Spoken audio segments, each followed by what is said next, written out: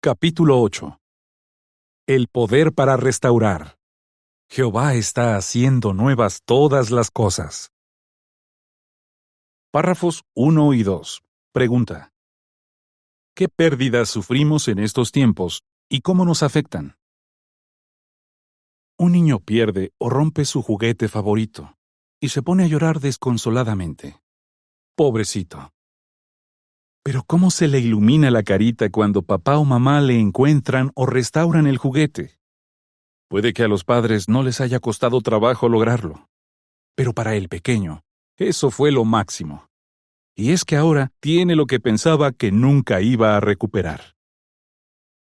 Jehová, el mejor Padre, tiene el poder para restaurar o devolvernos lo que parece que no vamos a recuperar. Claro, no estamos hablando de un simple juguete. En estos tiempos críticos y difíciles de soportar, sufrimos la pérdida de cosas mucho más importantes. Muchas de las cosas que valoramos, como la vivienda, los bienes materiales, el empleo y hasta la salud, se pueden perder en cualquier momento. Además, quizás nos duela ver que la Tierra está tan contaminada y que muchos seres vivos se están extinguiendo. Pero nada nos hace sufrir tanto como la muerte de un ser querido. Los sentimientos de pérdida y la impotencia pueden ser insoportables. Párrafo 3. Pregunta: ¿qué palabras consoladoras leemos en Hechos 3:21 y a través de qué medio las cumplirá Jehová? ¿Cuánto nos consuela saber que Jehová tiene el poder de arreglarlo todo? Como veremos, es asombroso todo lo que Él nos puede devolver y nos devolverá. De hecho, la Biblia muestra que se propone realizar la restauración de todas las cosas. Hechos 3:21. Y esto lo hará a través del reino mesiánico, el gobierno de su Hijo, Jesucristo. Las pruebas indican que este gobierno empezó en el cielo en 1914. La nota a pie de página dice: los tiempos de la restauración de todas las cosas empezaron cuando el reino mesiánico se estableció mediante un heredero del rey David. Jehová le había prometido a David que un heredero suyo gobernaría para siempre. Salmo 89, 35-37. Pero después de que Babilonia destruyó Jerusalén en el año 607 antes de nuestra era, ningún sucesor de David ocupó el trono de Dios. Jesús fue descendiente de él cuando estuvo en la tierra, y llegó a ser ese rey prometido cuando fue coronado en el cielo. Fin de la nota. Veamos algunos ejemplos asombrosos de lo que Jehová restaura. Uno de ellos ya lo vemos y experimentamos en la actualidad, y otros tendrán lugar a gran escala en el futuro. La restauración de la adoración pura. Párrafos 4 y 5. Pregunta: ¿qué le pasó al pueblo de Dios en el año 607? ¿Pero qué había prometido Jehová? Algo que Jehová ya ha restaurado es la adoración pura. Para entender lo que esto implica, repasemos brevemente la historia del reino de Judá. Así veremos claramente el gran poder de Jehová para recuperar lo que parece perdido. Imagínese lo que sintieron los judíos fieles tras la destrucción de Jerusalén en el 607 antes de nuestra era.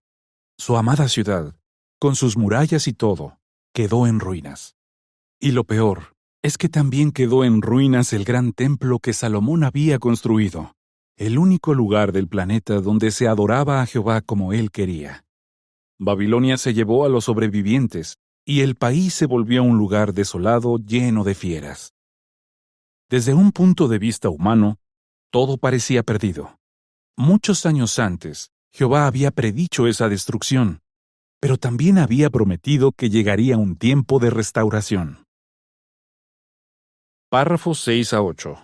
Pregunta A: ¿de qué tratan muchas profecías de las Escrituras hebreas y cómo se cumplieron en el caso de los judíos? Pregunta B: ¿cómo se han cumplido muchas de las profecías de restauración en nuestros tiempos? En las Escrituras hebreas hay muchas profecías sobre la restauración. La nota a pie de página dice: por ejemplo, Moisés, Isaías, Jeremías, Ezequiel, Oseas, Joel, Amós, Abdías, Miqueas y Sofonías trataron este tema. Fin de la nota. En ellas, Jehová prometió que el país sería restaurado y repoblado, volvería a ser fértil y estaría protegido de las fieras y los ataques enemigos. Pintó la tierra restaurada como un auténtico paraíso. Isaías 65:25, Ezequiel 34:25 y 36:35. Sobre todo, se restauraría la adoración pura y se reedificaría el templo. Estas profecías les dieron esperanza a los judíos desterrados, y esto les permitió soportar 70 años de cautiverio en Babilonia. Por fin llegó la restauración. Los judíos ya puestos en libertad salieron de Babilonia, regresaron a Jerusalén y reconstruyeron el templo. Mientras fueron fieles a la adoración pura, Dios los bendijo e hizo que la tierra fuera fértil y próspera. Los protegió de los enemigos y de los animales salvajes que habían invadido el país por décadas. ¡Qué emoción debieron sentir al ver con sus propios ojos el poder de Jehová para restaurar! Pero aquello cumplió solo una pequeña parte de las profecías de restauración. El resto se cumpliría a mayor escala en la parte final de los días, es decir, en nuestro tiempo, cuando Jesús, el prometido descendiente de David, se convirtiera en el Rey del reino de Dios. Jesús, el Rey Celestial, comenzó a gobernar en 1914. Poco después, se dedicó a ayudar al pueblo de Dios a adorar a Jehová como Él quiere. ¿Cómo lo hizo? Pensemos en lo que hizo el conquistador Ciro el Persa en el año 537 antes de nuestra era. Él liberó de Babilonia a un resto de judíos, y Jesús hizo lo mismo con un resto de judíos espirituales, es decir, sus propios discípulos. Sin embargo, Jesús los liberó de la influencia de Babilonia la Grande, el imperio mundial de la religión falsa. En 1919, los verdaderos cristianos volvieron a adorar a Jehová como Él quiere, y desde entonces no han dejado de hacerlo. A partir de ese momento, el pueblo de Jehová lo ha estado adorando en su templo espiritual purificado, que es el sistema que Dios estableció para la adoración pura. ¿Por qué es importante esto para nosotros? La importancia de la restauración espiritual. Párrafo 9. Pregunta. ¿Qué le pasó a la adoración pura, pero qué ha hecho Jehová? Repasemos la historia. Los primeros cristianos adoraban a Dios como Él quería y tenían una buena relación con Él. Pero Jesús y los apóstoles habían predicho que la adoración pura se corrompería y desaparecería. Mateo 13, 24 a 30 y Hechos 20, 29 y 30. Cuando los apóstoles murieron, aparecieron cristianos falsos y surgió la cristiandad. Sus líderes promovían enseñanzas y prácticas paganas. En vez de acercar a la gente a Dios, le enseñaban que Él es parte de una Trinidad misteriosa, y decían que en vez de orarle a Jehová y confesarle sus errores a Él, había que orarles a María y a los santos, y confesarse con los sacerdotes. ¿Qué ha hecho Jehová tras tantos siglos de contaminación espiritual?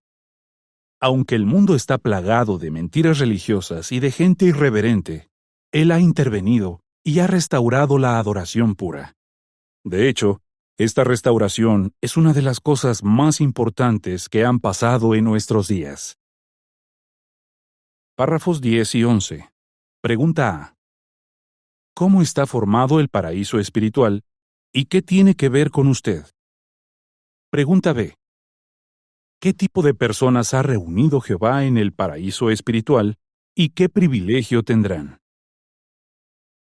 Los cristianos auténticos disfrutan hoy de un paraíso espiritual que es cada vez mejor y más bello.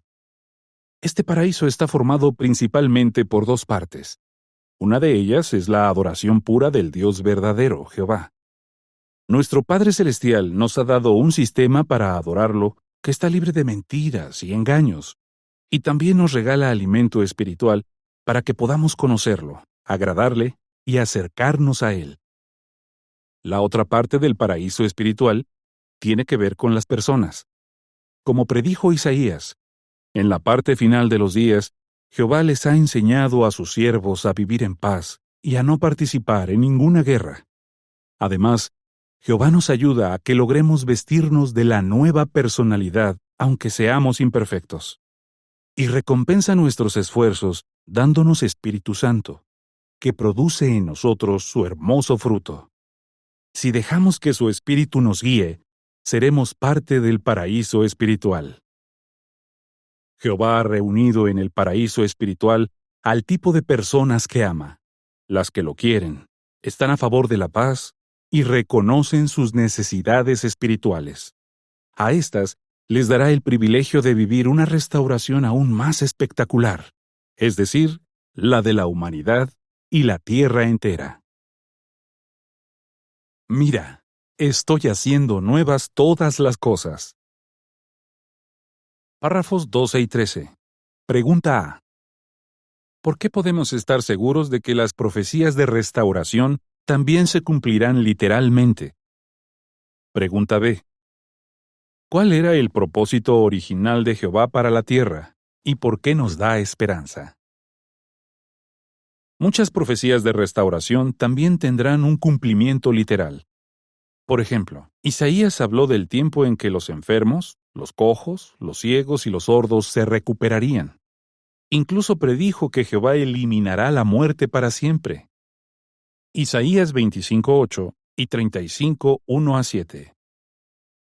Esto no se cumplió literalmente en el antiguo Israel, y aunque en nuestro tiempo hemos visto solo su cumplimiento espiritual, podemos estar seguros de que en el futuro toda la humanidad verá cómo se cumple literalmente.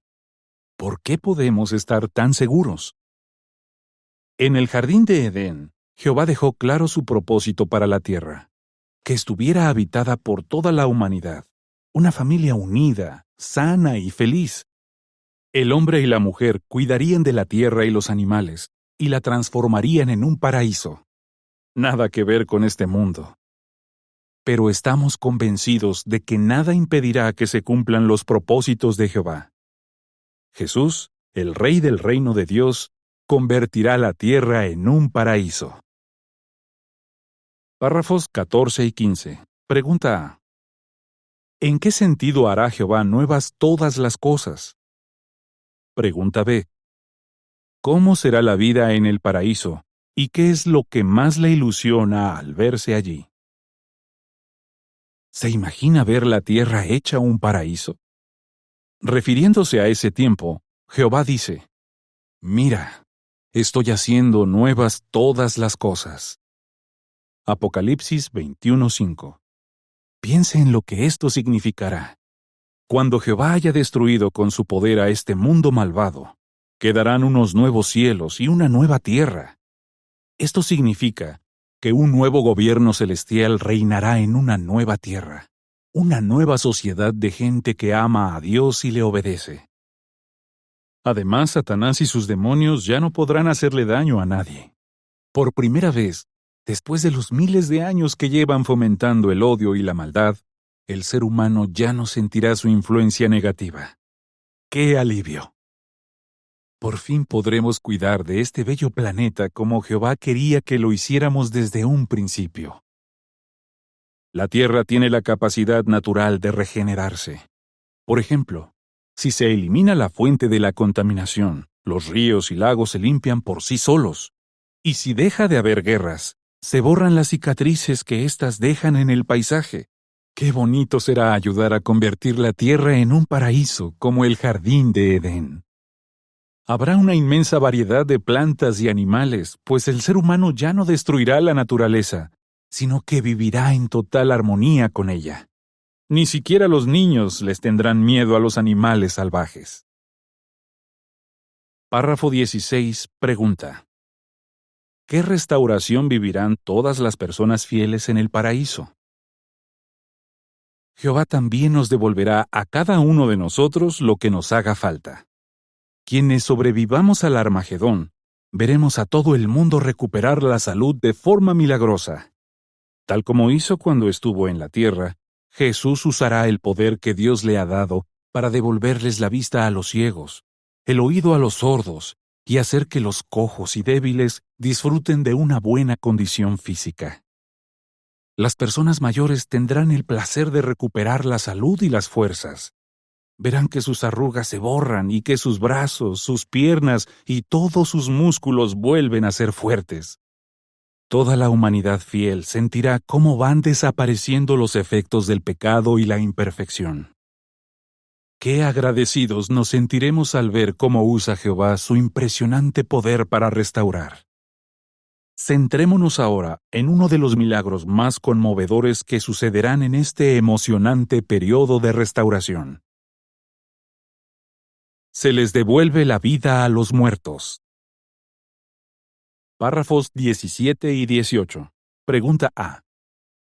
¿Por qué reprendió Jesús a los saduceos? Pregunta B. ¿Qué circunstancias llevaron a que Elías le pidiera a Jehová que resucitara a alguien? Unos líderes religiosos del siglo I, los saduceos, no creían en la resurrección. Por eso Jesús los reprendió así. Ustedes están equivocados porque no conocen ni las Escrituras ni el poder de Dios. Mateo 22, 29. Y es que la Biblia revela que Jehová tiene el poder para devolverles la vida a los muertos. Veamos algunos ejemplos. Imagínese la siguiente escena que vivió Elías. Una viuda tenía entre sus brazos el cuerpo sin vida de su niño, su único hijo.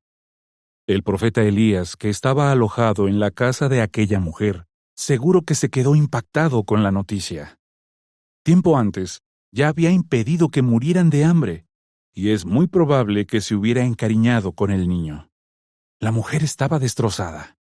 Él era el único recuerdo que le quedaba de su esposo, y tal vez esperaba que la cuidara cuando envejeciera. Además del dolor que sentía, tenía miedo de que Dios la estuviera castigando por algún error del pasado. Pero Elías no podía soportar verla sufrir así. Con cuidado, tomó al niño de los brazos de su madre, lo subió a su habitación y le pidió a Jehová que le devolviera la vida. Párrafos 19 y 20. Pregunta A. ¿Cómo demostró Abraham que estaba convencido de que Jehová tiene poder para restaurar? ¿Y por qué tenía una fe tan fuerte? Pregunta B. ¿Cómo recompensó Jehová la fe de Elías? Elías no era el primer ser humano que creía en la resurrección. Siglos antes, Abraham ya creía en el poder de Jehová para resucitar a los muertos. ¿Por qué estaba tan convencido?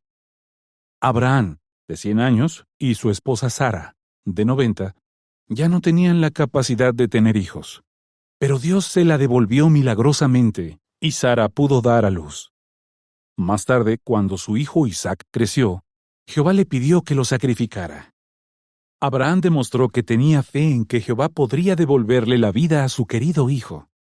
Gracias a esa fe tan fuerte, antes de subir a la montaña para sacrificarlo, Abraham les dijo a sus sirvientes que volvería con su hijo. Génesis 22:5. Jehová dejó que Isaac siguiera viviendo, así que no fue necesario resucitarlo. En cambio, el hijo de la viuda del relato de Elías ya estaba muerto, pero no lo estaría por mucho tiempo. Dios recompensó la fe del profeta resucitando al joven.